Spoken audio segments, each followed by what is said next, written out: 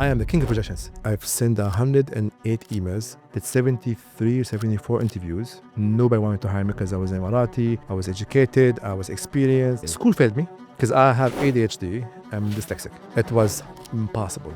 Torture. I see the world in a very 4D way. It's a superpower. Like, I don't look at it like I was always classed as a troubled child. Look at me now. You went to university, and tell me, what did you study? I don't remember. Imagine being born with ADHD and dyslexia and not realizing it was a superpower until you became an entrepreneur. My next guest went through exactly that. He's gone on to build a phenomenally successful business here in the UAE that nobody else has got, and it's now been replicated in 33 other locations around the world. Please welcome to the show the exciting entrepreneur, Mr. Moneybags himself, Aquaman. Now, either you're broken or you're a monster. I came out as a monster. I did nothing wrong. I was just trying to make some money for my family. The idea of Aquafund came. 617 people told me, no, this is not gonna work. I have no more money. I was, what the hell? Again? Okay, we're gonna be broke now. That's it. I'm gonna figure it out. Because I refuse to quit. You need to be obsessed with what you have. You need to have this level of extreme visualization that this will work. Because you cannot have doubt. Doubt is an enemy. My job as an entrepreneur is not to do the job. It's find the best people and delegate to them. Delegate, empower them, and have the business grow. So if you were in London instead of here, would you have had the same success?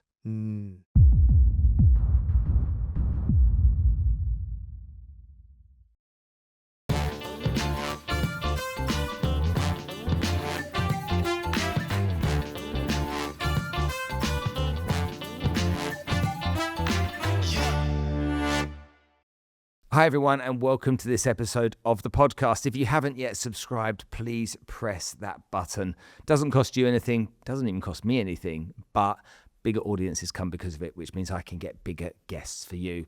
And if you're listening to this on any podcast channel, then please make sure that you leave follows, likes, whatever it is. Give me some feedback. Let me know. What am I doing well? What am I doing badly? How can I improve for you? Well, Ahmed, thank you for coming to join us on the show. I had no choice. Were you always going to be successful, or did Dubai make you? No, me. It's me. It's necessary. Why? Because people think because I'm an Emirati, I should have had things done for me easier and faster. Oh, you're local, you should get this easier. And that was far from reality. So it was never because I am Emirati. Why does the rest of the world think, even today, after this place has been in the spotlight for many years now, why does the rest of the world seem to think that every Emirati must be rich, must have successful this, successful that, inherited this, inherited that? Why does that exist even today? Yeah, and oil back in the house, right? Yeah. Yeah. Yeah, you have oil money and you have slaves. Where are they? Okay, so that's an interesting theory, I think. Yes, the government take very good care of us. Okay, you get free housing, free education, you get better money if you work in government job and so on. So yeah, that's all true. But not all of us the same. You know, I don't come from rich families. My family was in the business, never was into think about the future or investment, all these things. So, and I was like more of like a black sheep because I always wanted to be different. I didn't understand just go to university. I didn't understand just, study, pray, be a good son, have a job, get married, get a mortgage, get a kid. And it's like, no, not doing that. And that was a hard time because like, what are you doing? No, you don't want to do that. And then this whole thing, okay, you have this idea of like you want to be a good son because you're Muslim, you have to be a good son for your parents. It's like, okay, but then you do with that and then you will not do what you want to do.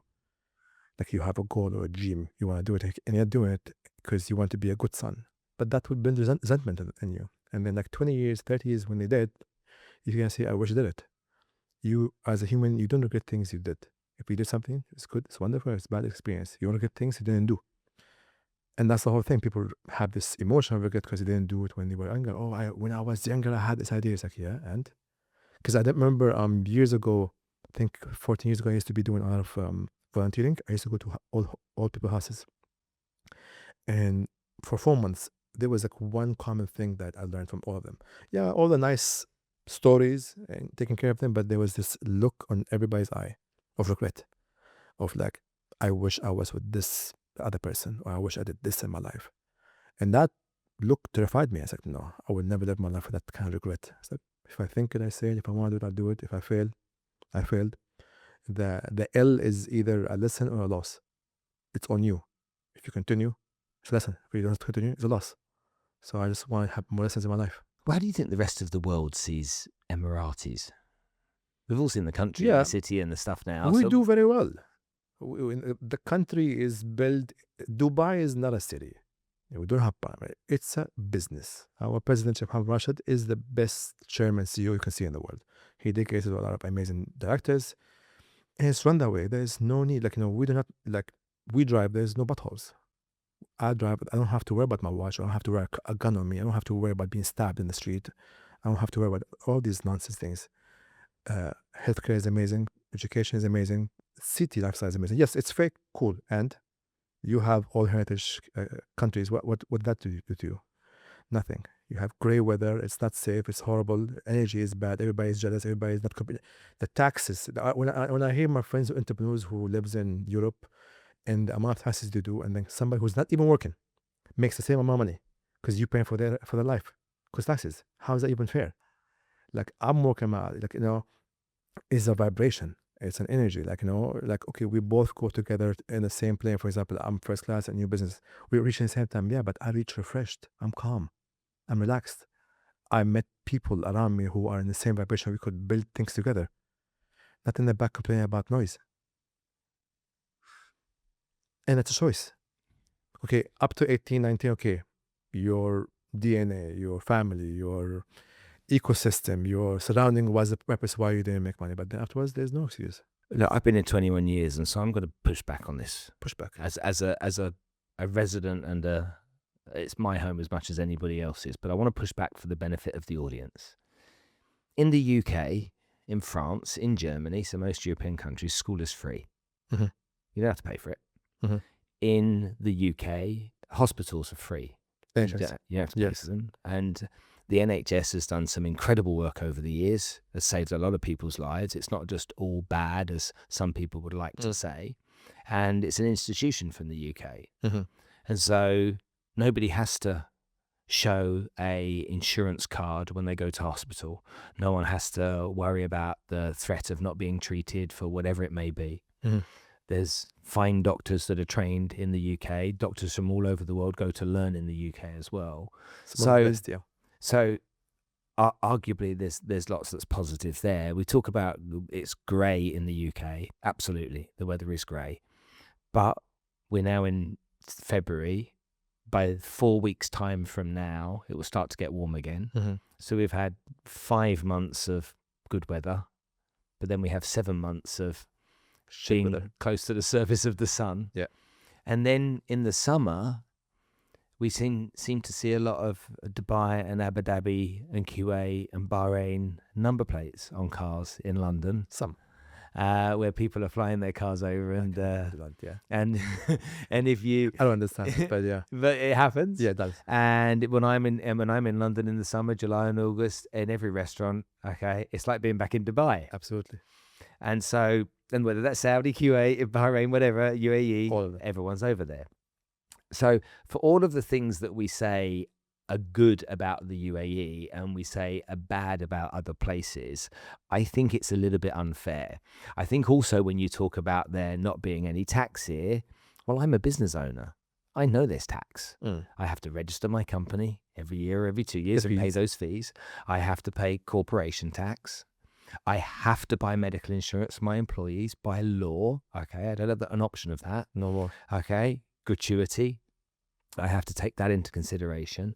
I pay a tax every time I spend money here. So that never have I been to a like-for-like restaurant here and in London and the price be the same. Whether you're going at this level or this level, it's more expensive here. I don't drink alcohol, but I know other people that do know that it's very expensive to drink alcohol here. Arguably, going to a supermarket, a similar basket of groceries in Spinneys is more expensive here than it's in the UK. And again, we understand because it's flown in. It's like, that's not all grown here. But when we look at the cost of living in its entirety, arguably, it's not cheaper here. Now, what is better here? For sure, safer. Okay. But I think the thing that we don't talk about is the best thing about Dubai, and that's the attitude. Energy. I think that this is a place where outside of Emiratis, most people don't think they're going to live here forever. Mm. And because they don't, it's almost like they've got this time horizon to make it work. Quick. Whether that's 5, 10, 15, 20, I'm 21 years, me, whether that's 30 years, people think they're going to be going somewhere else. And so it's like people dig deeper, they work harder. But then the other thing that I notice is here, people are way more willing to help here than ever before, whether that be Emirati, whether that be Indian. Loads of people, if you need help, will help you. If you need to go for a stroll along the marina to get some advice, someone will be there for you. If you need to find someone that can help you open a business in XYZ free zone or can be a sponsor for a business, someone will help you. That's the bit that I think makes this place great, because everyone is willing to try and help you get on and be successful in your business rather than just be selfish and think about themselves. Do you think that's fair? It's a lot of things to unfold here. Too many things, but yeah. Spot on the last part, because yeah, it's energy. It's pretty much because 90% of the population in UAE is expats. We're a minority, basically, in this country, which is fine. Which is most countries, if you have more than 30% expats, everybody freaks out. Okay, so, but if the tax you pay, because I was doing the math that day with one of my friends, doing the amount of money they spend on taxes for their healthcare and in America and UK, and comparing that to Dubai. Okay, yes, you pay tax that covers your healthcare. If you put, I think it was 30% less than that, you get a premium over here in Dubai. You don't queue. If you want to go do dental now in UK, you have to wait. If you want to do an MRI, you have to wait 2 months. Here, we can go today and get one. So there's less wait. Yes, it's amazing for certain things, but it's because everybody's doing it. The wait time is long. Here, I'm paying. Either way, I'm paying. If I'm paying and I'm getting it faster, what's better for me? So that's one thing. Yes, fair point. That's it. Okay, if I'm gonna pay money, I'm gonna pay. But which one I'm gonna get the better service to myself? Or which one money is gonna work for me better? That's the first one. Safety is huge. You can't put a price on safety. Leaving your kids outside, walking, sit down, having worries about is some guy will be looking at the kids. Is hugely important. Walking around, leaving your car open or your door open or the house open or leaving your bag there, that's huge. My friends just came from Europe and they're working out with the bags, or they're worried about themselves because the mentality of Europe is there. I was like, no, relax, it's Dubai. It gives you this illusion of safety. It's safe, it's very safe, but you need to be also conscious about yourself. So that's another thing.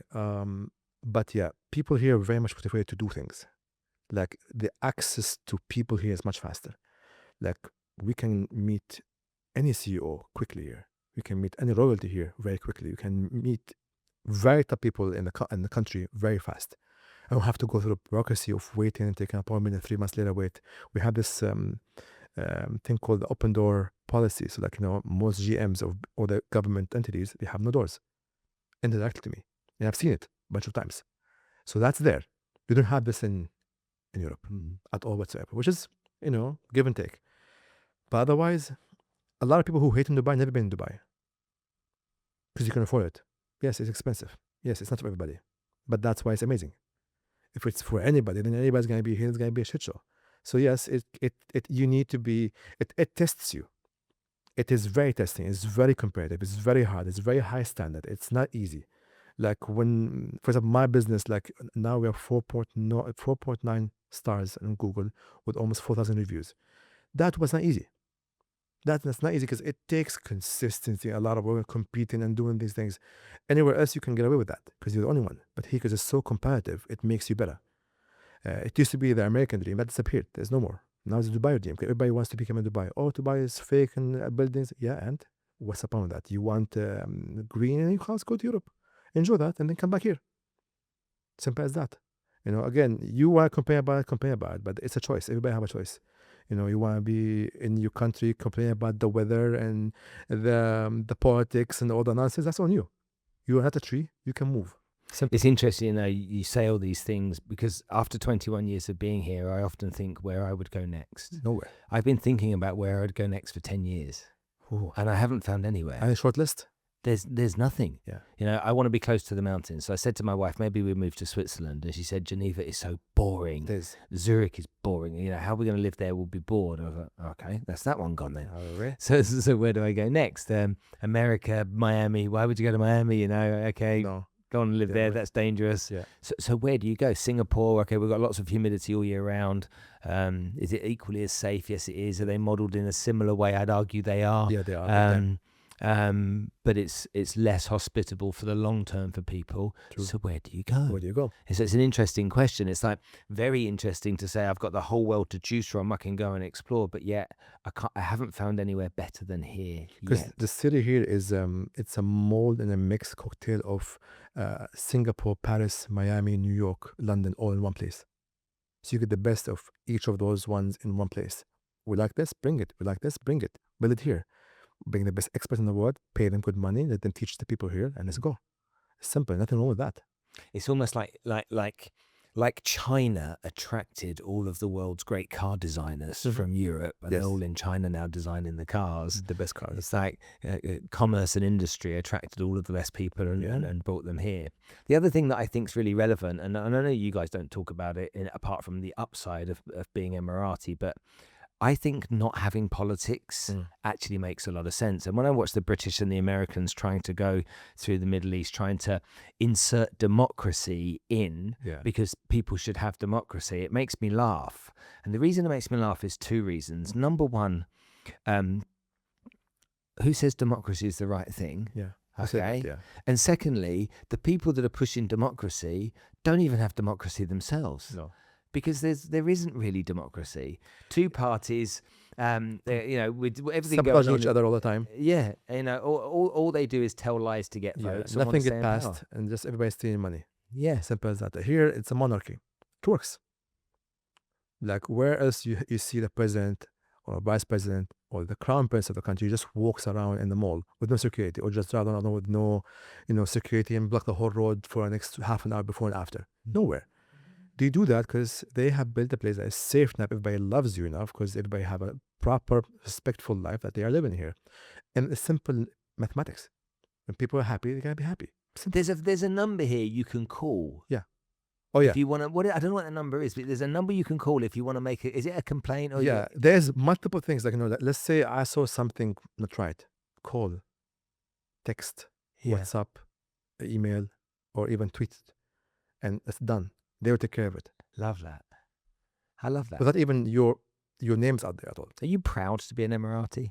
It's an amazing feeling, yeah. Because they know what you are. Oh, Dubai. Oh, it's funny how they know Dubai alone and they know UAE alone. It's like because it's just done differently.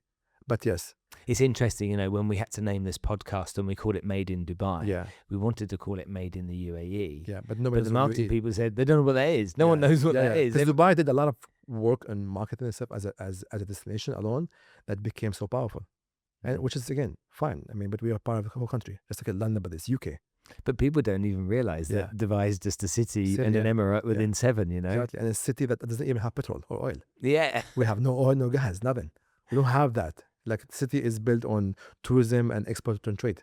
So then, one entrepreneur here in London, another entrepreneur you in the UAE, starting on the same day, assuming the same date that you started your journey. Do you think you have an unfair advantage if you were starting here over starting in London or New York or wherever? I think, I'm a mixed feeling on this because it's also what you are. Because a lot of people have these big grand dreams. I'm going to do this, okay, but then I come to Masira, did nothing. So it depends on how urgent you have, the urgency you have in your life. Are you going to move really fast or not? Because I know other entrepreneurs in the same field, and they keep telling me we're doing this, like, and a year later, what happened? Oh, we pushed this for years. Like, what the hell? Like, I come with an idea within the same day we're making money. Because it's urgency. We need to get it done. Find the expert, find the best person in the world, hire them, pay them, let's go ahead and move on. There's no, again, my job as an entrepreneur and CEO is not to do the job. It's find the best people and delegate to them.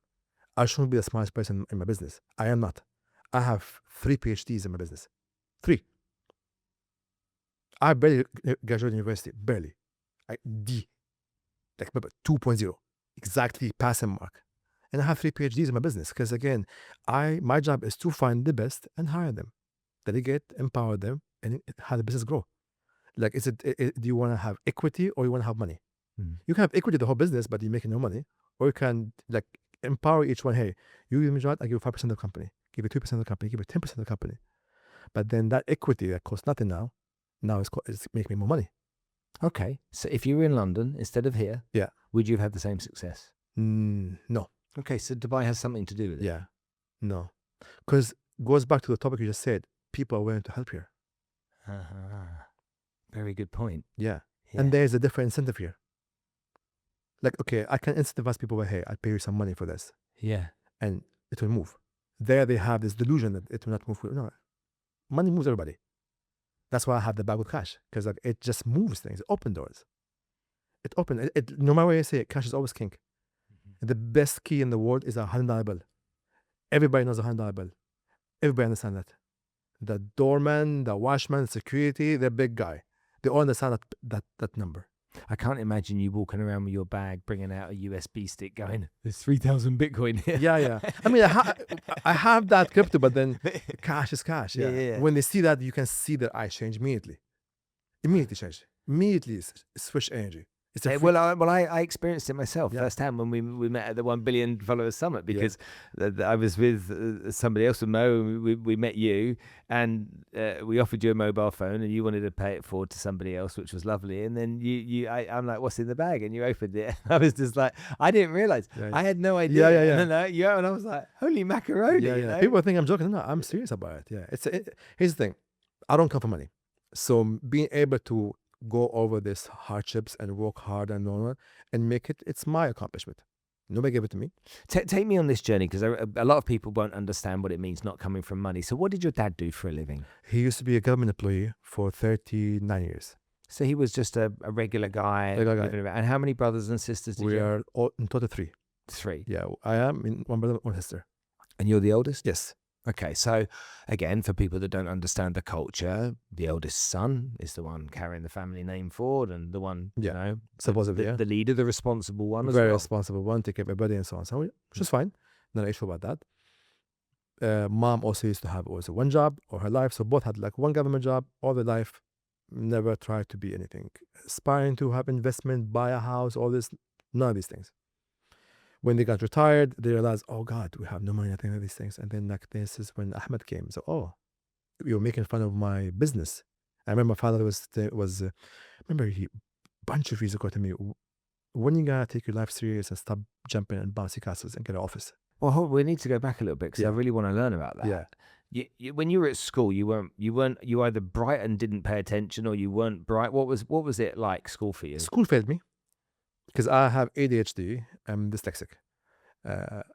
So which means dyslexia, I have a different. I have a huge. How can I give you an image of that? Okay, so I see the world in a very 4D way, and I have 49ers talking to me at the same time.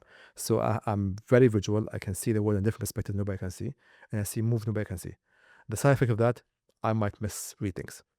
Okay, and my ADHD, yes, these things, but if I am listening to a subject, I can tap on a level of focus and no way else can do. So my 3 hours of focus on a specific topic that I enjoy is more than anybody else doing for 2 weeks. Do you find it hard or as a kid growing up, did you find it hard to engage with anything that didn't interest you immediately? No, God, it was impossible.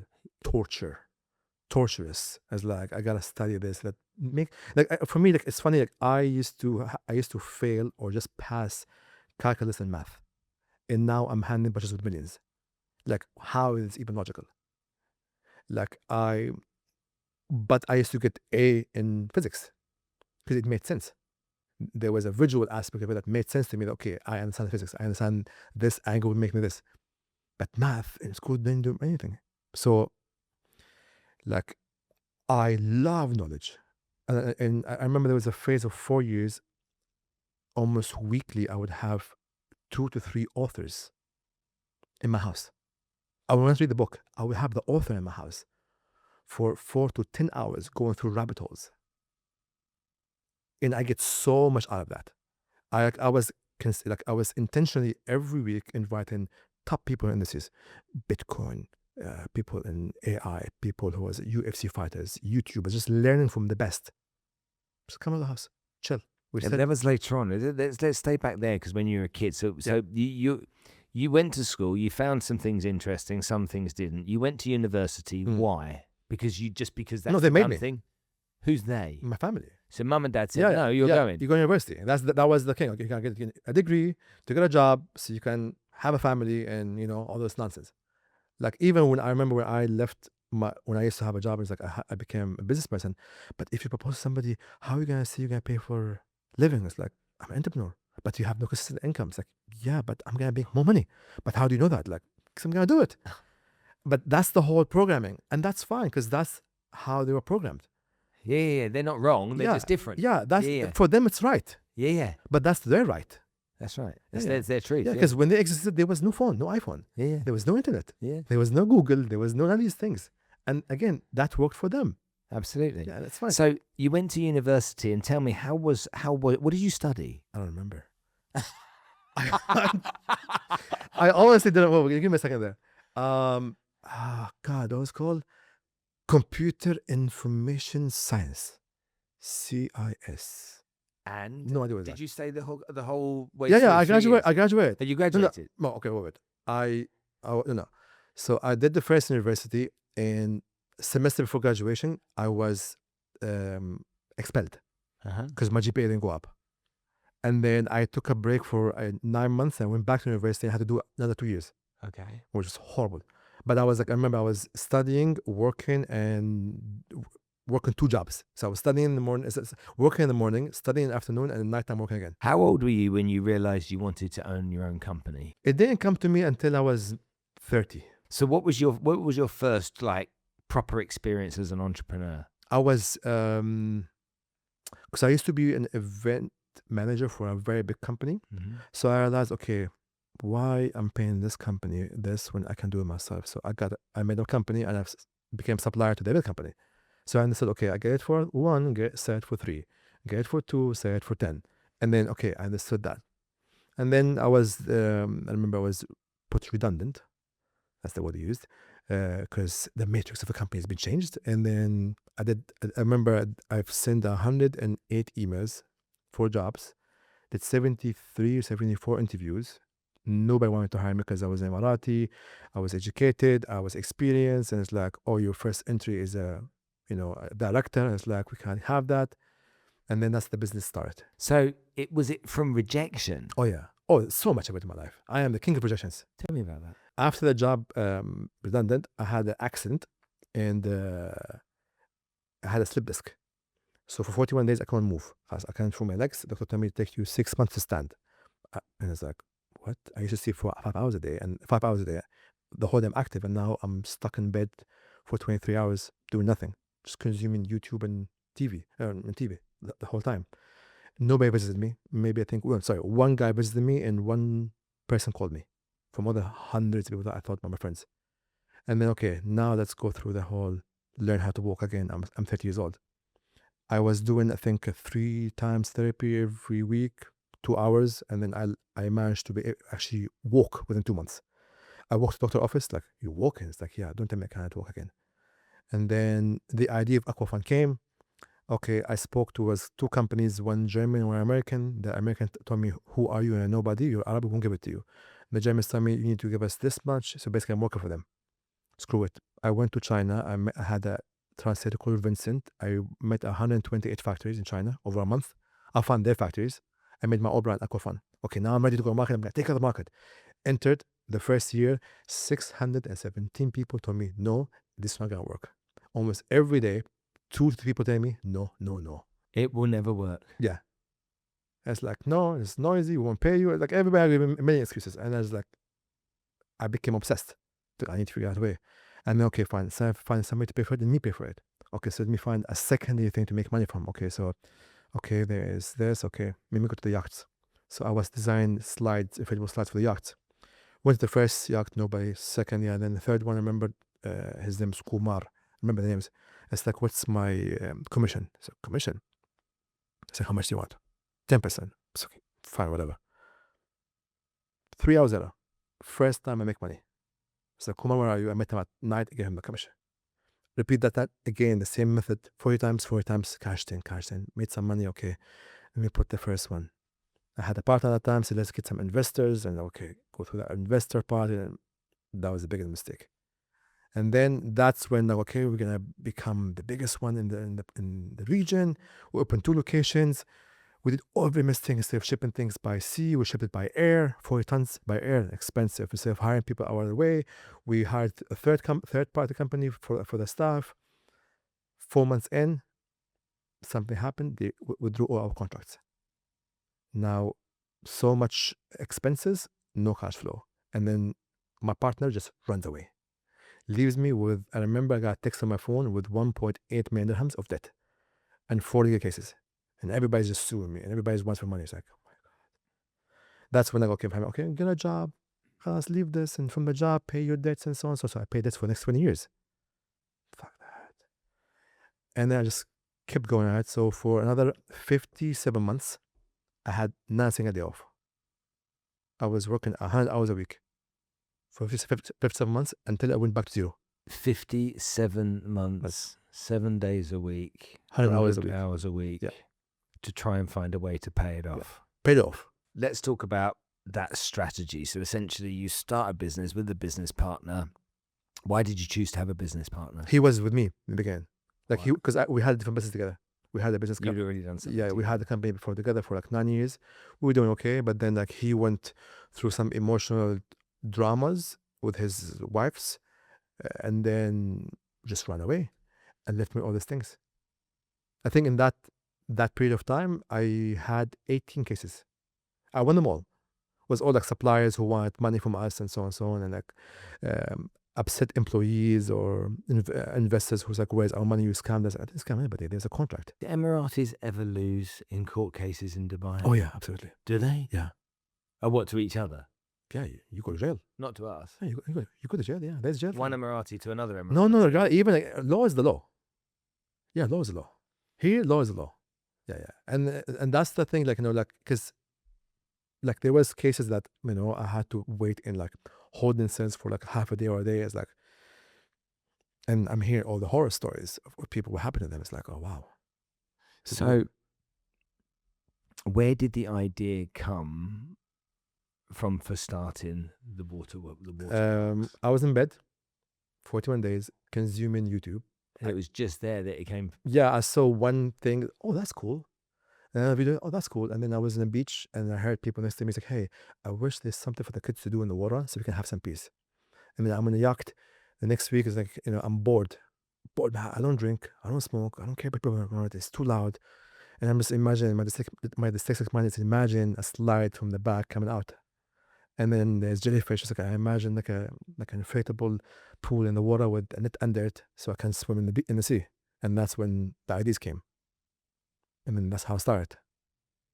Where was your first installation? Mimser Park. Oh, really? Yeah, that was a horrible idea. It's a horrible idea. That didn't make money at all. That was a loss.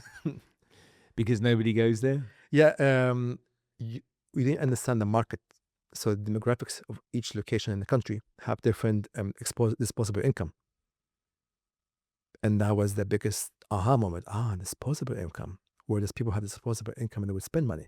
So these places would spend this much money. So why did you put it there? Because you put it there, 10 dirhams for somebody there is like 100 dirhams somewhere else. Yeah.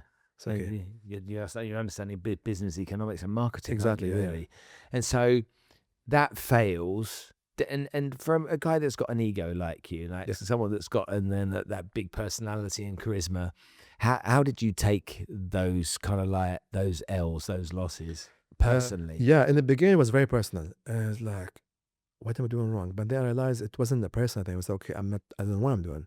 I need to understand then it became a question. It's like, okay, when somebody says no, it's like, why is it no? Can you explain to me why? And then I try to understand the no's. And then I try to mitigate the no's before they happen. Yeah. And then, okay, let's rework that presentation again. Let's rework that again. At first it was personal. Yeah. How long did it take you to realize that it wasn't? 6-7 months. And so for those 6 or 7 months, did because it was personal, did it Brutally did it depress you or did it drive you? drive. Because again, here's the thing, like depression and anxiety could be all taken away by one thing: acceptance. Depression is something happened. I accept it happened. I can't change it. Anxiety is your soul is wandering somewhere in this place called future doesn't exist, and you're creating scenarios that doesn't exist.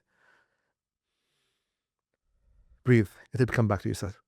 Whatever's gonna, you can take care of what happens. Be now, present in this moment.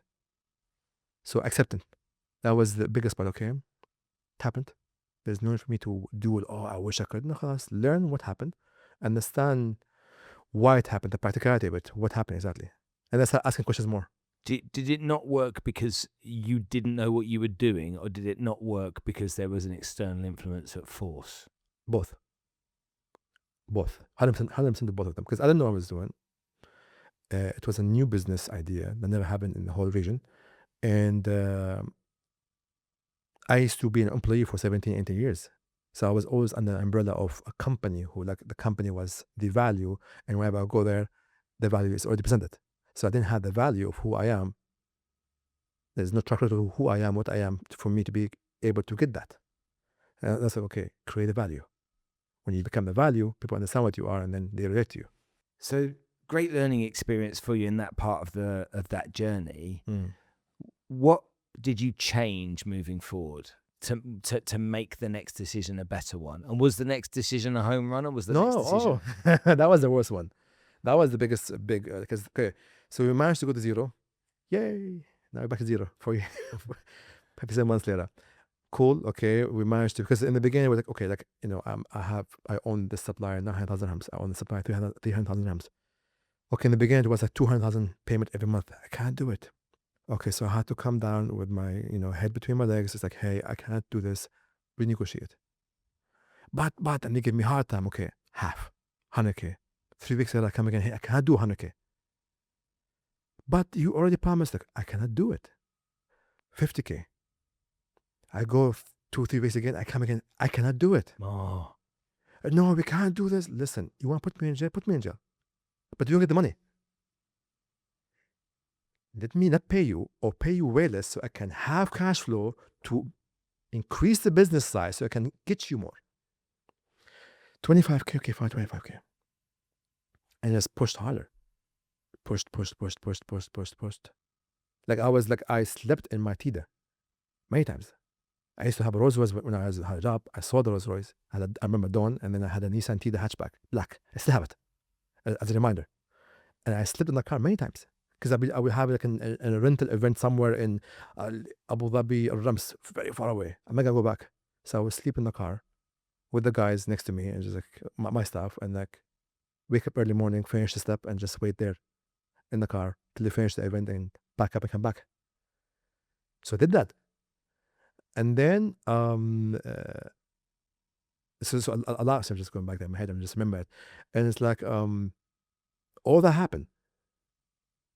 And then now we're here. But then, and after we got to zero, okay, now let's start with something else. Okay, we went bigger. We went to JBR. And that was the biggest and the worst thing happened to us. It's okay. Came in, they told us, come in, sign the contract. Very bad contract. I didn't, because no, you think you want desperately, you sign a very bad contract, horrible contract. I was a slave, basically. What was the contract? They controlled my cash flow. So I make money, I give it to them, and then end of the month they invoice me, and then 15 days later I get a check. So my cycle was 45 days. And I'm paying rent. So horrible contract in every aspect. But I'm in JBR now. And then 3 months in, I remember we went viral. We got 185 million views. Dubai is making this big Dubai design water park. It's amazing. It's Dubai thing, la. Cool. Come in the government. What are you doing here? It's like, I have a contract. No, it's our land. Excuse me. I go back to the company. Hey, what's going on here? Oh, you gotta go get a new contract, and we deduct our rent to the rent. So I pay 2 rents and no cash flow. Wow. Interesting. That's a new scam. And then I remember a week later, they came to me, they stopped me from operating. It's like, go get a contract or otherwise. 2 days later, come back, otherwise happened. They came with divers, removed the water park from the water, removed the whole thing, took it to the compound of trash. We keep it there for you until you sort your things. And I'm just really, what just happened? What did I do? And I took that game. It was, I remember, 1.34 million dirhams on payment terms. So they want it. So the supplier, hey, where's our money? It's like, this happened to me. So we don't care. It's like, this happened to me. Okay, fine. Staff, where was salary? Wait. So for 3-4 months, I'm just like either police station, court, lawyers, or just dying from tension and stress. And then eventually, we finished. They filed on me cases for retained checks for the land and even on. Woohoo. And then I remember the last case, the judge somehow, some way said, give me a fine, give me a month in jail. By the time we put the appeal, he left home early. I had to go in jail for like a whole 33 hours. Came out, okay, now either you're broken or you're a monster. I came out as a monster. That's it. Like, I did nothing wrong. I was just trying to make some money for my family. I wasn't doing anything wrong. I was creating happy memories for people. I was working, I was paying, and these guys tried to just cut my arms and legs and throw me in deep water. First thing I did, I remember I took a shower and I went outside in my mom's garden and I started praying. There's a prayer in Islam called Da'wat al-Mazloom, basically when you are mistreated. It's a very long prayer. So basically what it means, you give God greatness. You are everything. And then you start telling God who did you wrong and how did you wrong. And then you mention the names. So God, if these 2 people did me wrong, take my revenge. If they did me wrong, bless them. Yeah. You take that and you give it to him. Khalas. I remember on the floor, I was crying, all the stuff. Got up. Okay. Tomorrow's a new day. Let's get it. Next 2 weeks, I'm in the government from 7 in the morning till 2 with a bag, letterhead, stamps, laptop, anything you want, letter. I send you letter. Sign, please receive it. Anything, we can't do this. Send me an official letter. Why we can't do this? Or they said this place, they have reef. Okay. I got satellite images. I got divers down there. Give me an evacuation plan on the water park. It's in the water. Okay. Picture of the water park, arrows, evacuation plan. I remember I've submitted 600 pages of documents. Send me a document, tell me why. I'll reply you. Don't give me this, no, khalas. No, give me why. And then I got the contract. Okay, we're going to enter? No. Said, you want to enter your land? Because the land's owned by somebody else. You want to enter my land? It won't allow you. Enter from the sky, enter from the sea. Okay. That time there was Barasti. I had one guy in Qusais, training the games on the trucks, had a small 1.5 kilowatt generator. Friend in the games, I borrowed a jet ski from one of my friends. I was 101 times from Barasti to Javiar at night time to win the games. 3,200 holes, 13 days, fixing them. Me and the guys under the sun. And I'm being bullied by everybody else. And we worked. How did that feel? It was a nice FU to everybody who doubted me. And I'm still going through it. Like, I'm still, till today, I'm still going through these battles with people around me. It became not a business grudge, it became a personal grudge. Because I refuse to quit. So I am labeled as a troublemaker because I refuse to quit. Okay, if it's wrong, I'm going to go fight you. I'm going to find a way. Simple as that. You need to be obsessed with what you have. You need to have this level of extreme visualization that this will work. Because you cannot have doubt. That is an enemy. You can have a single fraction, grain of doubt in your body. Then you have to visualize and know it's going to happen. It's going to happen to you. You just believe in God and it's going to happen to you. What did you learn about yourself through that journey? I am unbeatable. Because again, like, it became a level of like, I know I can go through. I'm just not going to quit. I'm not the smartest. I'm the genius thing. That is one thing. I never quit. That's it. That's it. It's like wherever you go. Yeah. What did Will Smith say? We're going to get on the treadmill. Yeah. And either you're going to die. Yeah. Or I'm going to win. Either one. Yeah. Yeah. It just depends who have the longest breath. Yeah. Yeah. All I need to do is just one more stroke than you. That sounds like it became a success at that point. Mm. Would you argue that it was a success then, or were you just kind of on the way to something better? It was a more of like a milestone. Yeah. It's a milestone. Okay, now we are there now. Okay, fine. And then like, okay, so now we've got over the second biggest one. Okay, and it's okay. Cases, jail, hard tests. It's okay, fine, cool. Yalla. Now that was a good feeling, but then okay, now how you go more? Because you can't be content with that. You gotta be more. Okay. Okay, so I made some money here and there. Okay, fine. Let me invest and put in 2 new locations. Okay, we got the contracts and so on and so on.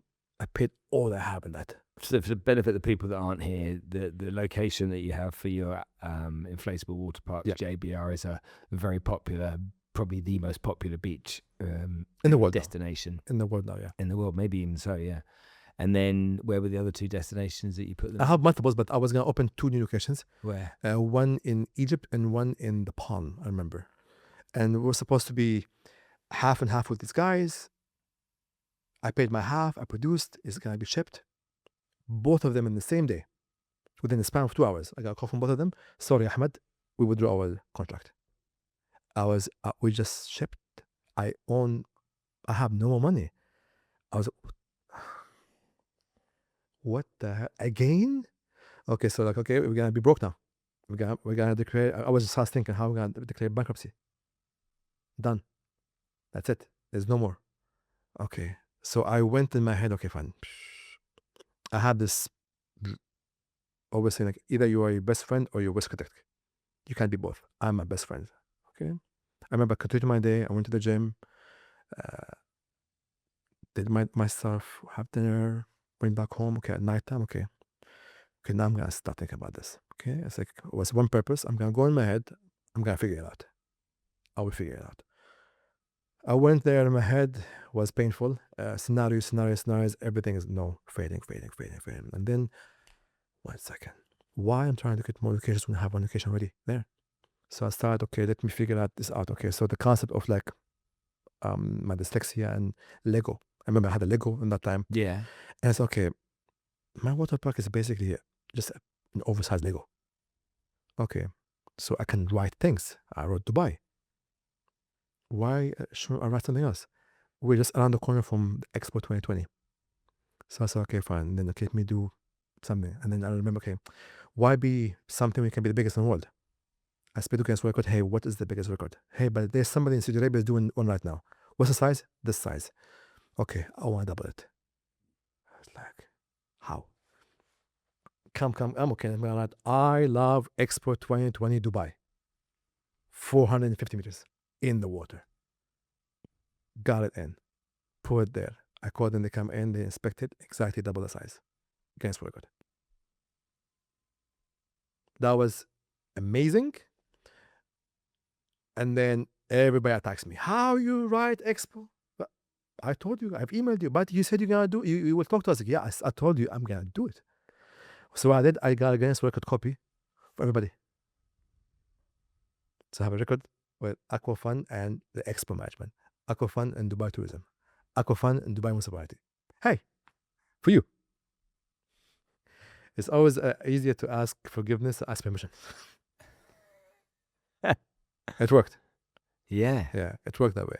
So that was an element of thinking outside the box that the others. Yeah, I don't believe in the box anymore. Yeah. It's always something else you can do. So it's like it's having that desire to. So yeah, this is where I think that you take ADHD or whatever it may be, the autism, whatever we may all have, but it gives us the ability to dive into our instinct Superpowers. in ways that other people can't. Yeah, it's a superpower. Like I don't look at it like I was always classed as, as a troubled child. Oh, you're not gonna be good in this. La la la. It's like, look at me now.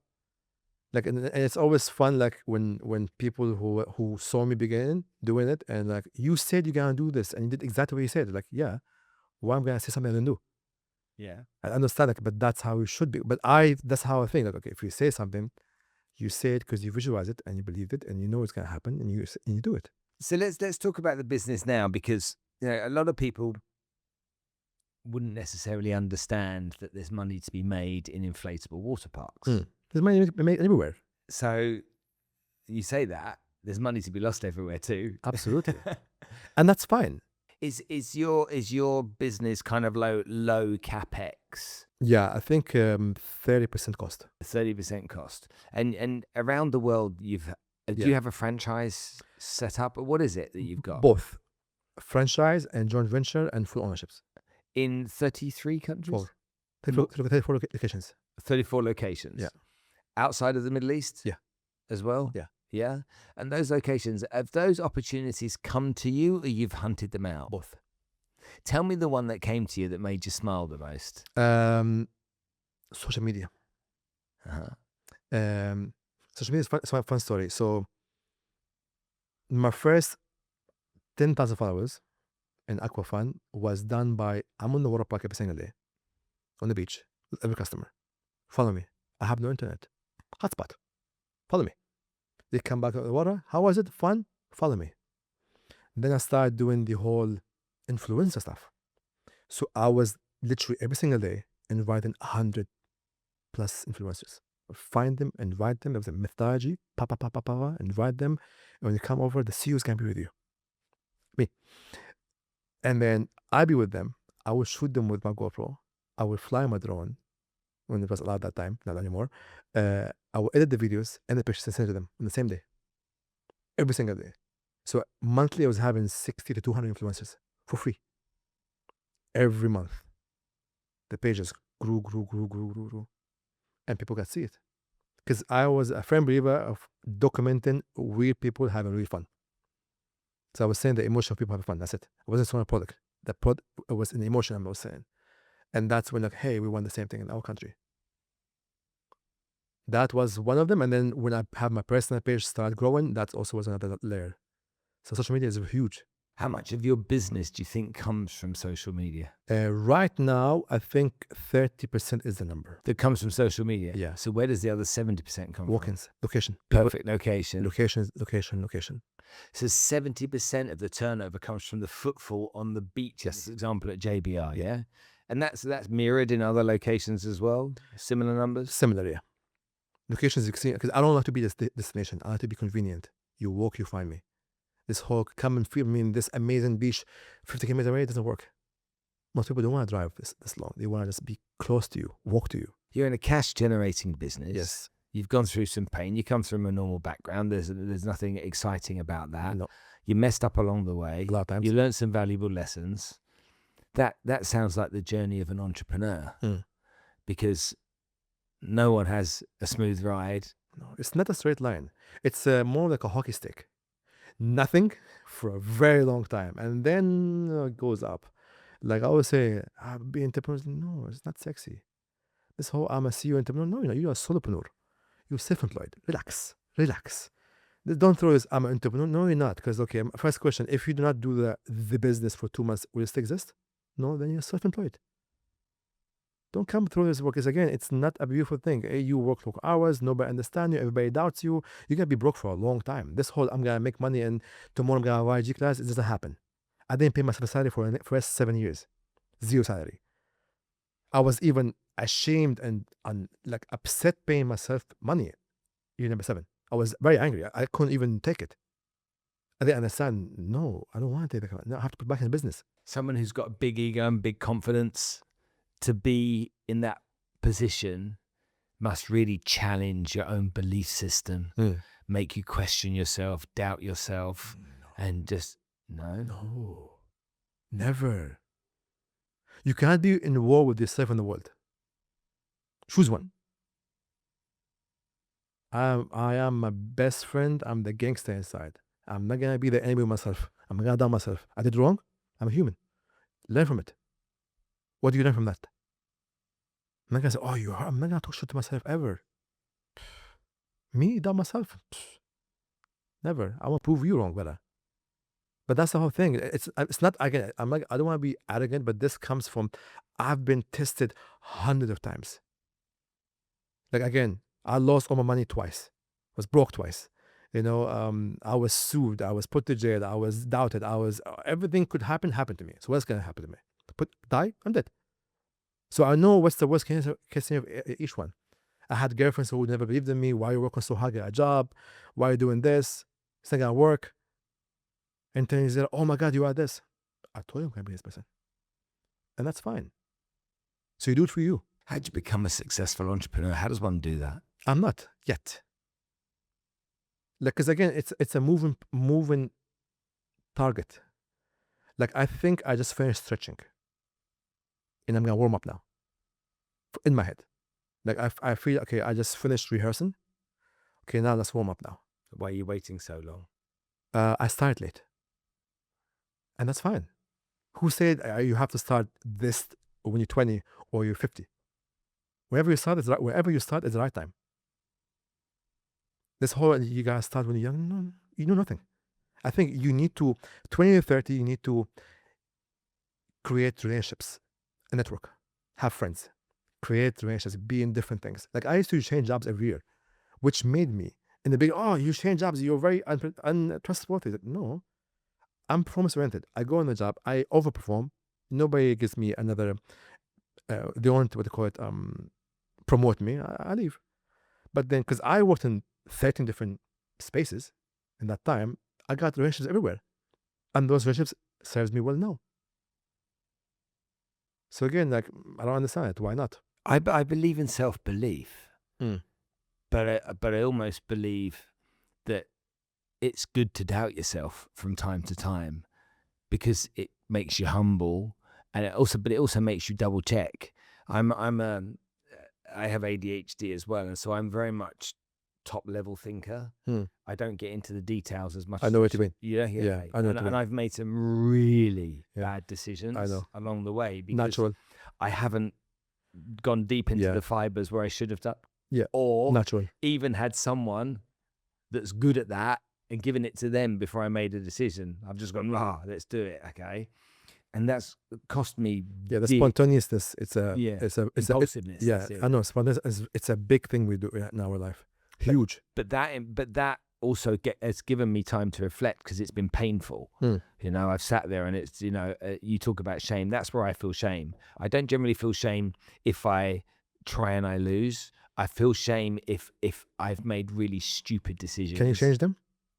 No. So why feel shame? It's a waste of energy and imagination to feel that feeling when you can't change it. Okay, I accepted that I did that mistake. It's my mistake. I own it. What can I do from now onward to not do it again, or fix that, or mitigate that? Have you made the same mistake twice? Twice. Because I made the same one mistake 3 times. It happens. I think it cost me. But again, the question is like, is it the same time or? It was over different times, but it's different things, but it was the same process. That the first time I did it, I was like, you idiot. Okay, you should know better than that. Never make that mistake again. In future, if this happens, you do this, this, and this. And you go, and then it happened again. And I came out of it and I'm like, I can't believe you fell for it twice. And then I did it a third time. Yeah. And that third time is where I was like, there's something wrong with me. Yeah. To keep making the trigger. one. Yeah. What was that? Because again, like I went through that also for not once, twice, I think for 4 years. Was doing the same mistake almost daily. And then I realized, oh, the trigger is this trauma that happened to me when I was in this age from my parents. And then it became, now I see it coming from the corner and avoid it. Now I see how it works. It took me like, I think 4 years of doing it almost daily, that mistake. So yeah. Really? Yeah, I know what you mean. Because when you understand, this made me this is why I'm doing this. It's not being stupid, but there's an emotional trigger that happens from whatever trauma happened to us when we were younger. Because again, our parents are giving us what they got. Yes. Because you knew better. Like, I had to break the chain with my daughter and change the way I conversate and change the way I behave with her and how I'm patient with her, because I understand how it feels not to have that. So the most kind people, they are the most people who never had kindness in their life. So that's the thing. So you give what you never had. It resonates a lot with me what you're saying. So it's really interesting talking to someone who's kind of been there. For me, it's like the trauma is so bad around it that it's like I will never ever make that mistake again. So much so that it might prevent me making a few good decisions as well, because I'll be so worried about getting that decision wrong. Does that make sense? Yeah, I know. But again, it's not that decision is like what triggered me to become this way, because it's a trigger. Yeah. It's like, no, it's a trigger, makes your ego react in a specific way. And it's like, but I know there's no ROI on this. You know, there's no ROI, like zero ROI, like it's negative ROI in that, but you still do it because the trigger is so powerful. But then when you understand that trigger, like, you are that devil. And it's like a switch. It's like light. It's like literally when you understand, it's a switch. It's like, oh, okay, that's what it is. But I always say, like, here's an interesting theory. Talk to yourself like you are your firstborn. So you need to raise yourself as if you're firstborn. Wow. Like I always say, if you have a child, if you have a best friend, how are you gonna be with them? You're gonna give them love and compassion. Okay, put lights on inside in your head. Put the light aside. Give yourself love and compassion. Don't be kind to others. Be kind to yourself first. But it's like someone said, if you talk to me the way you talk to yourself, how would that feel? We'd never be friends. Yes. Like, how would that sound? So you're like, I'm my best friend. Like, there is we never argue there. Do you believe in manifestation? Huge. Manifestation, visualizing. But again, these words have been thrown everywhere and lost value. Manifestation with no kinetic energy means nothing. Visualizing something without having the work means nothing. I can sit down and have a vision board all day about having these cars or things. What are you doing to get them? It's like I appear from nowhere. The universe doesn't work that way. Oh, I guess sit down and pray. Allah, God, whatever I pray to, like, give me a red G-class. It's not going to appear tomorrow in the garage. It's not. There is truth to it. You have, you know what I mean? It's not. No, it's not. It's like, I wish it was. Is it? No. Yes, like, for example, like, all the cars that I've got the last couple of years, like, they were all saved on my Instagram. And I got them without even thinking. I didn't even, oh shit, it's the same car I have. And these are cars, like, I didn't even imagine myself having them 10 years ago. And for me, it's like, okay, like, I understand it comes to me because like, for example, there's an interesting one. Like, now I am acting to my purpose, not to my position. I know I'm here now, but I know where I'm going there. I know where I'm going. I know where I'm going to be exactly the next 8-10 months. Plus, act that person now. What's the most important thing for you personally relating to business and entrepreneurship? Where do you want to go? Because you can say more all day long. Is up more, but when you have enough, what's more going to do anyway? And enough is different for everybody. Yeah. I thought my enough is different than your enough. Yeah. When I was younger, I thought enough meant huge numbers. As I'm older, it's like actually you don't need anywhere near that much money to be very comfortable. Yeah, like I like, because again, after like 10, 20, your life is set. We do the rest of it. So that's what comes to purpose. And that's, again, because I look at money as a test. When I didn't have it as a test, when I have it as a different test. So now when I have it, I feel it's like it's a business with God about it. So like I have this mathematical equation that I do. So first thing comes in the end of the month is I take 10% of my full revenue out. That goes to my own charities. So I'm very big on charity. Like I sponsor. So like one of the short-term goals, now I have 2,700 kids that I sponsor. I want to have 10,000 within the next 2 years. Then I know that 10,000 is going to be for me 100,000. So I know that number is going to keep moving, which is amazing. So orphans for me is a big one. Feeding the poor, educating people, mosques. So I do all this all the time. I think that's where it goes for. But is it I donate this money, or is it, or do you get involved? I'm involved.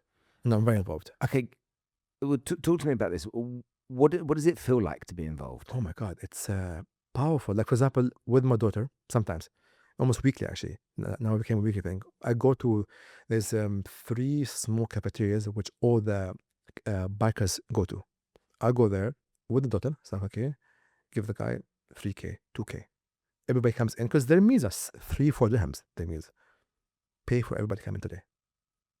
What are you doing, Daddy? It's like, we're doing this. Because we have, and then you have, we can help them. She understands. Daddy, when we going to go do this? Because now she understands we do this. When we pass that area, she knows we do this here. So it's like, because they only follow what you do. I've noticed with the work that I do that people look at me and they say, that's really kind what you do. So for example, if you were a client of our company, 20% of any revenue we made from you would go to what we support. Nice. Okay, period. But these people that we support, they say, especially you're so kind, are like, you have no idea. The people that are benefiting the most from all of this is me, not them. Yeah, because giving is rewarding to you. Amazing. Yeah. So, and it's so powerful to me that I struggled with depression some years ago. Medication didn't bring me from depression. Oh, no. This being in service of others did. Yeah, huge. And it saved me. Here's another thing. Like for example, I would send money because we finishing like a widow house for like, she have 7 kids, or for a mosque. Or I know I just put some money to get like 5 or 7 cows to feed like 700 families. I could swear to God, as soon as the job is done, I could feel some kind of a vibration, energy of like, just like positive, calming energy coming to me. Just happened immediately. Like I always say, whenever doors are closed, feed the poor. Whenever you see things are not moving, go feed somebody. It just opens doors.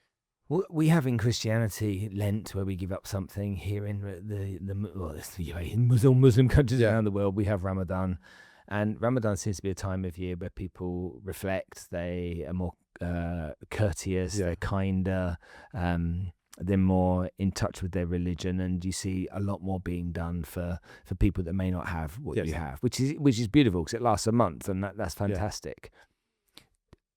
How was that impacted you over the years? Because as a kid, I'm pretty sure that most kids must go, "Oh, blooming hell, I mean," because how old are you when the first time that you fast? I think I was 7, 8. 7 or 8. Yeah. And is it like fast for a day and then eat for a day and then fast? So you No, learn how to fast? it was just get to it, directly. What, 30 days? Yeah. I think I did like the first years, maybe half of it in the beginning, and it started to become more and become natural. Because for me in general, I think I've been fasting the last 2 years. Intermittent fasting, like 16, 20 hours every day. So like for me, fasting comes naturally. Okay, well, talk to me about this, because I was literally having this conversation this morning at work. It's the best thing ever. And I'm like, I go to bed at night, I don't eat, I go to the gym in the morning, and then I don't eat until, so for example, you say like 4 o'clock I eat, but I haven't eaten since 11 p.m., 10 p.m. Amazing. It's the best thing ever. I've had a coffee and I've had a cup of tea, but I've not eaten. And so I don't have coffees. I haven't had coffee for 21 years now. So I don't drink coffee or alcohol or smoke. None of these, because ADHD, very addictive. It's dangerous. But yeah, fasting is like, I used to have high blood pressure, cholesterol, diabetic, migraines, and sleep apnea. All gone. From doing 2 things, fasting and becoming carnivore. Oh, you're meat only? Yes. Oh, really? Yeah. I haven't had a salad in my life. A salad? In my life. Never.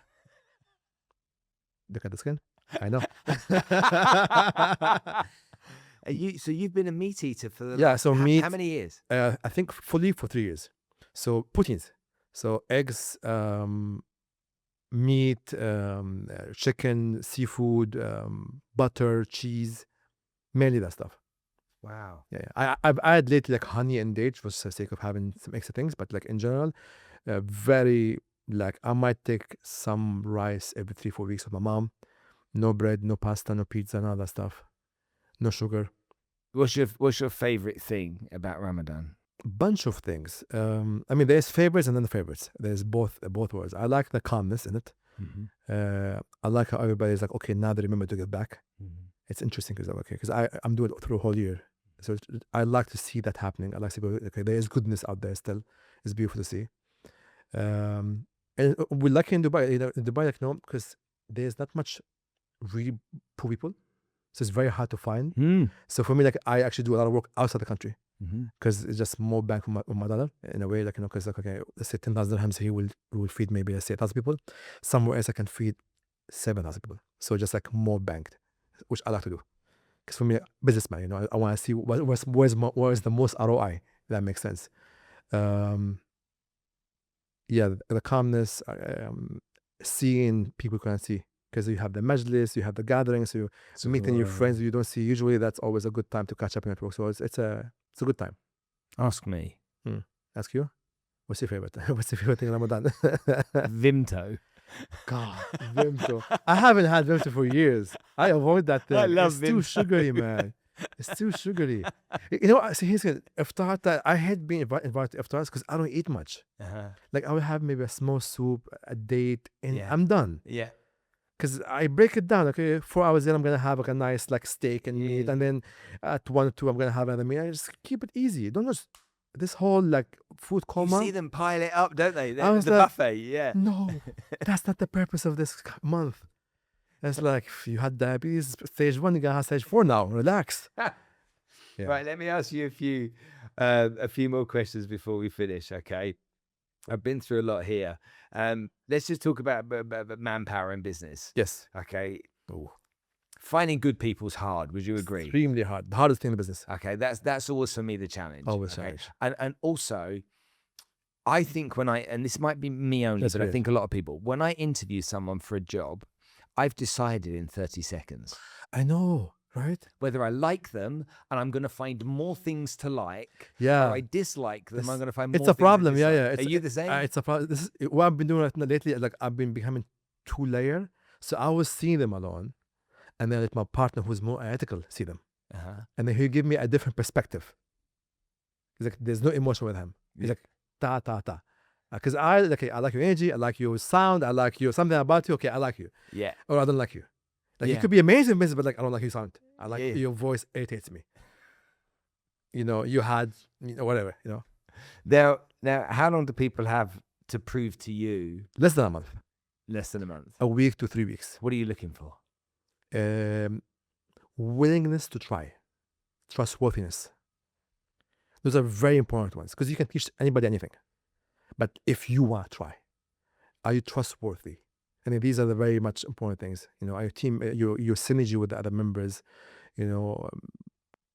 Are you part of my culture and my mission and my goal? Those things. I think what one thing maybe the country should adopt as a formal approach. Okay, I see this. You employ somebody. Okay, within the first week, they have to go to skydive Dubai and do a skydive. Hopefully we're going to do it, yeah. Because most wouldn't do it. But the ones that will, Yeah. I have 600 jumps, so I'm different. they've got balls. Have you jumped? Yeah, loads, yeah. Yeah, me too, yeah. Okay, good. Right, I've got some questions. I'm going to throw these ones at you. Good. If someone landed in Dubai tomorrow Mhm. with $5,000, what would you tell them to do first? Ooh, interesting. But see, there's so many more factors to that. Like what kind of business they are into, what they want to do, what they want to do. They want to have a They job, just need to make money. make money. Okay. Rent a small sharing place, find a place with high, fast internet, and start doing e-commerce. What would they sell?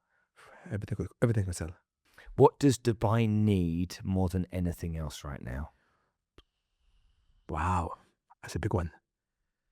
Because I'm in my head thinking about a lot of things in my head. That's an interesting one. It could be a scoop. Scoop for what? As in someone watching this or listening to this, is like, Yeah. takes it, becomes a billionaire in 3 years. Yeah. Does an interview on CNN and says, "Yeah, I was watching Ahmed and Spencer one day on a podcast." Because again, like everything can work here. It's just a matter of like, again, nothing you're gonna do right now is new. Nothing. I don't know. No. It's all about packaging. Nothing we're doing right now, like in your business. You did something. Yeah, I repackaged it. Yeah, but it wasn't here. I repackaged it. It existed before. But what does Dubai need that isn't here right now? You brought something here. You are literally the greatest person to ask that question. I think the next phase is wellness. Okay. Wellness is going to be huge. What Branded. does that even mean? It's a white term from you white people. That eating healthier and having a better lifestyle. So I'm seeing a lot of like branded wellness buildings, clubs, ecosystem's gonna be here. That's gonna be the next thing. That's interesting.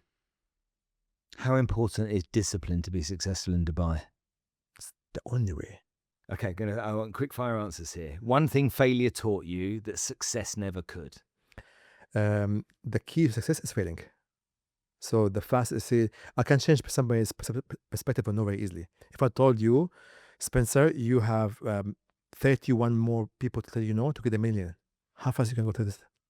Very fast. Mindset on money, which comes first? Mindset. Why? Because how are you going to start the car with no key? If you could delete one failure from your life, Yeah. which one would it be? None of them. Because these compound failures made me who I am. ADHD, a gift or a curse? Absolutely superpower. Are you addicted to building? Yes. Do you enjoy the building part of the journey? The process is more the than best thing. anything else? Like, very much. Like, every time I get like I'm getting 2 awards next month. I don't even care about them. Because in my head, okay, next one. Like when I got entrepreneur of the year and businessman, best business in the year and Guinness Record all in 3 weeks. I didn't even register that in my head. I mean, hello, I did the work. Now we're gonna do more. You're everything about next. Yeah. So I'm learning that now to be more in the moment and like, just take it in. And just hit me, I think 2 months ago, I had a friend of mine came to my house and it's like, I have the garage downstairs and like 8 of my cars there. And it's like, Ahmed, just take a second. It's like, you don't come for money, Ahmed. You did very well for yourself. Look at the cars you have. I was like, huh. Interesting. And I saw it. So yeah. I love the way you just said that. It's kind of like, you didn't say, huh, interesting. And you just held it there for a second. Yeah, because like, did you really get what he was doing? yeah, because again, like, like there's some cars there in the garage that like, how the hell did you even afford that? Right. But then these are just statements that I could just only go through very long hours of hard work and be patient enough to wait for the results to come in because it's going to be inevitable. But that inevitable is on you to go through it. How many cars does anyone need? As much as you need. How many cars does the average person need? I'm not average. I don't know that. Ooh. So I know. That's so going to be a micro. Discipline or motivation, which matters more? Only disciplined. You can't be this whole I need to be motivated is just the most ridiculous gay shit you can ever say. It's like, no, you can't be motivated all the time. You gotta be disciplined. Simple. The biggest lie about entrepreneurship. It is sexy. It's not. The best investment you ever made. My health. Like just being healthy, that's just the most amazing thing. It's a boring answer, but I get it. It's the best thing ever. What's the worst investment you ever made? Ooh, I have a list. I have a list of things. Have they all got names? Oh my God. Well, that's two. Okay, yeah. What was that? Do you remember investing, like using your money to do something with it, either business or investment, and it was a howler? You know, was it an NFT? Was there a crypto howler, a business howler? You know, something you bought and you just lost your shirt and you're like, dope. Yeah, a bunch of that. Yeah. Like, give me one of them. Like I had somebody in my life that I trusted so much, and they were my business advisor, and like they advised me to do certain things. Yeah, in the moment, yes, it sounds right, but then when I look back at it and zoom out, I was like, wow, that was just a bad idea. I just lost the money. I was like, you know what, it is what it is, done. There's no reason for me to just cry about spoiled milk. Get on with it. Yeah. What is your greatest contribution to the world? Kindness. How important is kindness? It's extremely important because like a simple smile on somebody's face can change the whole day. Smile. Like this whole narrative about like Islam is about the acts of like pray, fast, go to Hajj and give. No, it's the acts. Are you kind to your family and your friends? Do you smile to the poor in the case? Do you help the cat on the street? It's the ecosystem, the whole vessel. I believe there's, and I've said this before, but I believe there's 2 rules that should be made law, okay, for everyone in the world. Number 1, okay, you have to, by law, stop and be kind to someone every single day. Okay, that could be buying a coffee for a security guard. Yeah. That could be stopping, asking how someone's family is. If everyone did that, the whole planet did that every day, most of the wars wouldn't exist. Absolutely. And the other thing is that everyone, by law, 1 half day per month, okay, so one weekend, 1 half day per month should go and work in service of others for that half day. A soup kitchen for poor people, whatever it is. Yeah.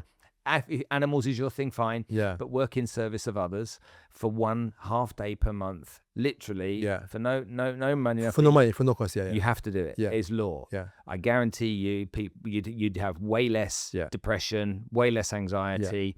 People would feel so much better about themselves. Absolutely. You agree? I agree with you. Okay. One rule you live by. I don't have one. I have a bunch of them. But just thinking of it, you rest.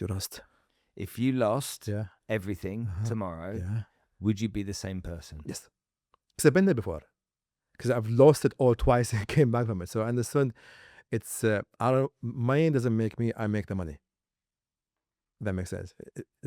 Having it, not having it, will just change my spending power. That's it.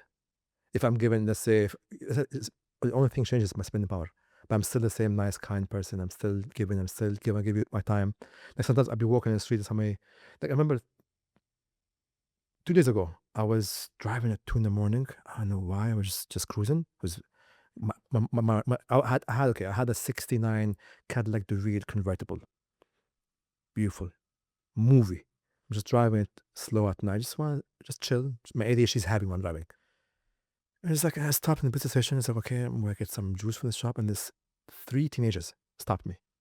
And they just asked me, it's like, hey, you are this guy. It's like, yeah, we want to do this. How we do it. Like, I can give them half an hour of my time. And they were like, ecstatic. Because again, I know that maybe that 1 minute I give somebody, I might move you 1 degree. That will change the trajectory of your whole lineage to something better. Because again, I know how it feels to have somebody help you. I know how it feels not to be somebody kind to you. I know how it feels when everybody's down to you. I know all these things. So I'm doing what wasn't done for me. That makes sense. On your gravestone, there'll be 2 dates. The Yes. date you were born, the date you die. And between that is a dash. Okay, between those 2 dates. Yeah. What do you want the world to know when they look at that dash? What do you want the world to remember you for? I don't want to just be noticed. I want to be remembered. So I think being remembered is by investing with the right people around you and under you. It's not about businesses, it's about humans. So being able to help as many humans as possible is, I think that's the biggest investment. And what is the meaning of life? Oh, there's no more meaning. You know what? It keeps changing for me all the time. It keeps changing to me almost every 6 months. It keeps changing dramatically. Like what I thought it's what my purpose in life or goal a year ago, and now it's like, can't be true. So different. So I think like it's just enjoy the journey. Are your parents still alive? Yes. Are they proud of you? No. They say, but I don't feel it. Like they say it, but you say because they program saying it. Like I think my father told me I love you the first time October last year. How did that make you feel? I didn't understand it. It's like, huh? It didn't make sense. I was like, okay, you're saying it because you feel you're dying right now. Because he was in hospital and he was sick and so on, and I was with him every day in hospital. So for me, then okay, you say it, but in my head, like, it doesn't make sense. Do you think they love you? Of course they do. They program to love you, but again, because I understood later on, okay, they only gave me what they got. So I cannot judge somebody for not being able to give me what they don't have. You're forgiving them for being the way they are. Yes. Okay, that doesn't excuse them. But they know better. But as your parents, does it still hurt you deep down? It is one of the reasons why my trauma triggered made me successful. So again, it's a two-sided sword. Yes, it was horrible, but in the same outcome result, look what I've reached. So I try to be, I want to change, I want to focus my perspective on what I want to look at. The dark side or the bright side of this equation. Because again, I can look at bad, okay, I can't change it. But the bright side, I can now afford to take them first-class flights and take them around the world. I can take care of their life and their expenses and so on, so I don't have to worry about anything. Like that day, my mom told me, she was complaining about something, and like for like 2,000, it's like, what? Close. I went to her, here's 20K. I don't want shh. Is that your way of showing them Yeah. that you've arrived almost? Yeah. You made it. Yeah.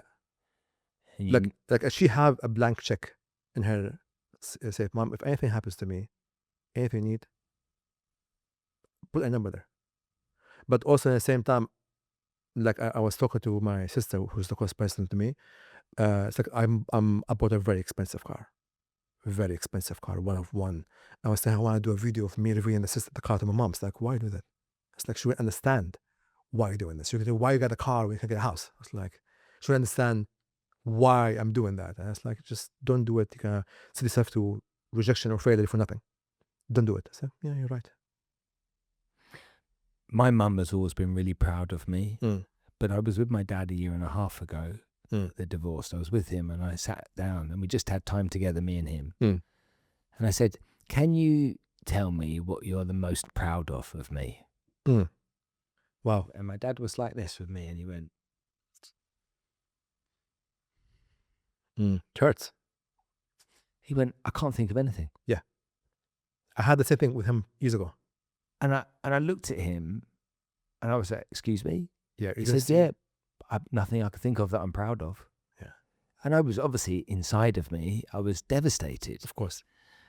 But he didn't realize what he was saying Yeah. in that moment, but he said it.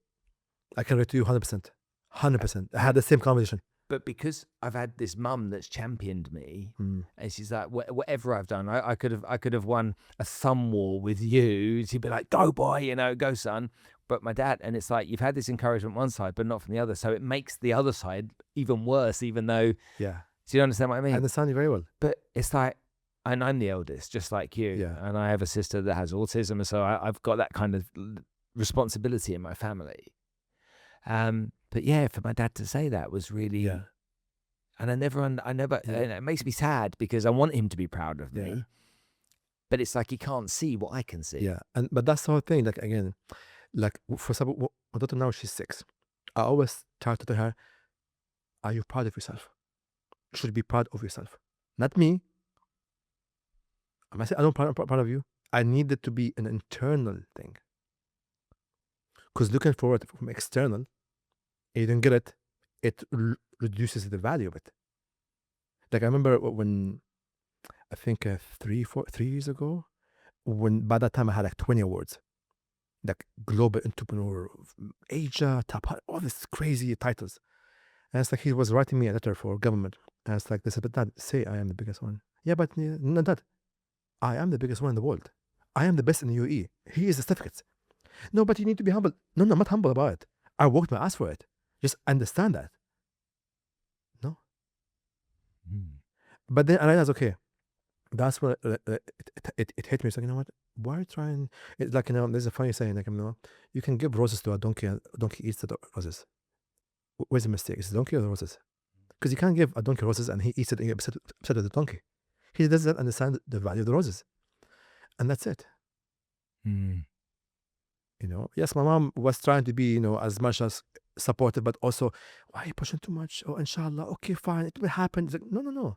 It will happen because there is work behind it. It's interesting, isn't it? Yeah. Well, I suppose we have to just accept that they're different. Yeah, that's what I said earlier. From a Accept different it. generation. Yeah. And when you find acceptance, Yeah. then you can move on rather than get stuck in that place. Yeah, like now we have the tools to learn. Yeah. Like what I'm doing with my daughter right now, which is so different from what I'm doing. I'm giving her so much hugs and loves, and I talk to her about things. I explain to her in depth, why is this, why is that, the emotion behind it, and the relation behind things, and why the process I'm thinking about it this way. Like I between the age of 9 to 11 maximum, I'm gonna open a company with her. She's gonna learn how actual business work, the marketing behind it, the sales, the emotional intelligence, the negotiation, the finance. Like, Daddy, we're going to discount center. It's like, what are we doing? I have 2 trolleys full of like sand toys and goggles. What are we doing, Daddy? It's like, I'm buying it for this price and I'm selling it for this price and make a profit. And the profit we give to people and we're gonna go buy you toys. Okay, let's buy some more. Now she understands that this plus this becomes this. Softly, and then more and more, because again, I want her to be empowered in that way, because school doesn't teach nothing. Zero. I am the biggest advocate against school. Biggest advocate against it. The school of life. Yes. Nothing beats that. Ahmed, thank you so much for coming to join us today. It's been great talking Thanks for to having you. me. Yeah, There's so many pearls of wisdom in there. Yeah. There's so much knowledge that you've got that really is valuable to our audience here today. So thank you so Awesome. much. Thanks.